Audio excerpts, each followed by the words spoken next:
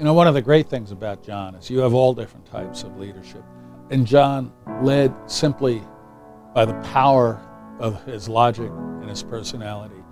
John was a patriot who was always looking for ways to help our country and our city, and he was a leader who knew how to bring people together to get things done. And his presence was always special because he was special. He added a kind of an aura of elegance to this whole part of America that you don't see as much. I really look to John Whitehead's leadership with the fact that we were able to figure out how to bring all of these divergent emotional forces together and move forward with real thoughtfulness. After the September 11th attacks, we didn't just have a human disaster on our hands, we had an economic disaster. And as I talked to business leaders in Lower Manhattan, one name kept coming up. They kept saying, you have to get John Whitehead to head the Lower Manhattan Development Corporation. John and I worked closely together when he was chairman of the Lower Manhattan Development Corporation. And American Express obviously had been downtown New York for over 150 years. And what was really impressive about John and what the Lower Manhattan Development Corporation did under his leadership is we focused very strongly on encouraging businesses to come downtown. He had the recognition that it was important not just to focus on what was happening on the Trade Center site, but also to think about the smaller things that were happening to bring the community back. And I think he gave everything equal weight. So you can kind of point to the big projects, but from where I sat, looking a lot at the communities around the Trade Center site, from Chinatown to Tribeca, the attention to all of those other things that were needed to bring back the community. He didn't say one thing was more important than the others. They all had to get addressed together, I think is a real legacy of his.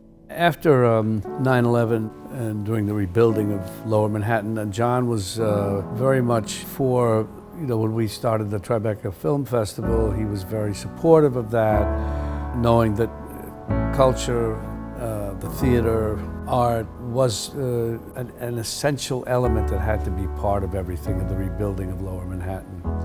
John was deeply involved in every aspect of the rebuilding, but the Performing Arts Center had a special place in his heart.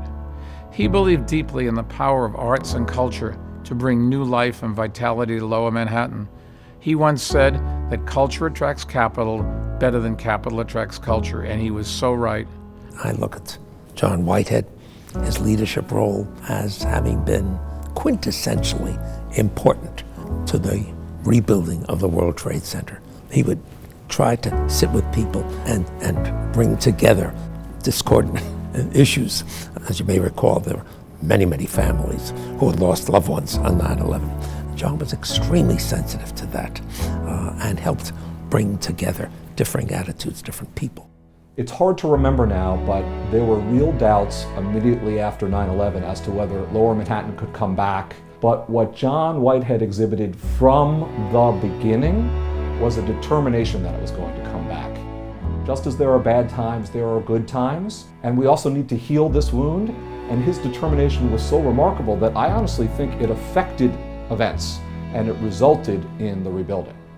Everything that John did was informed by his humanity, by his integrity, by his morality, his common sense of right and wrong.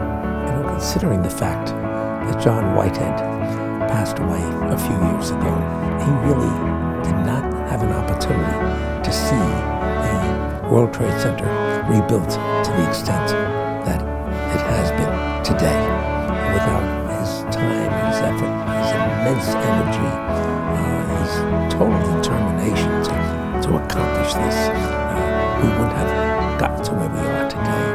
So had he had that opportunity to see it, I think he would have been enormously pleased and very